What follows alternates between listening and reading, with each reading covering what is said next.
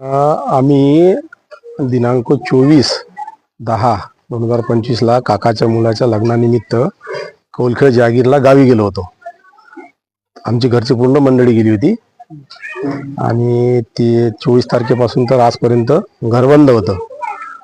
आज मी घरी आलो, घर उघडून पाहिलं तर दाराची कुंडी आणि कुलूप अस्ताव्यस्त तुटलेलं होतं. आतमध्ये जर गेलो कपाटाकडे, बेडरूममध्ये जे कपाट आहे त्या कपाटामध्ये सर्व सामान व्यस्त होतं. त्याच्या ड्रॉपमध्ये 10 ग्रामची एक चेन, 10 ग्रामची एक पोत, 7 ग्रामची एक अंगठी आणि 3 ग्रामची अंगठी, रोख रक्कम 50,000 आणि 20 ते 25 हजार रुपयाच्या तोरड्या, असं जे एवढं जे साहित्य पूर्ण गायब झालेलं होतं.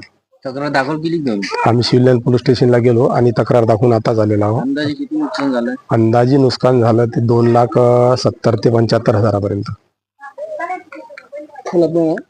माझं नाव संजय रामभाऊ तायडे, मी माजी सैनिक आहो आणि मी सध्या ऑन ड्युटी एसटी डेपोला कर्मचारी म्हणून आम्ही एस्को गार्डमध्ये, आणि माझा मुलगा सुद्धा माजी सैनिक आहे, सैनिक आहे, सध्या ऑन ड्युटी आहे तो, आणि माझी मिसेस शिक्षिका आहे.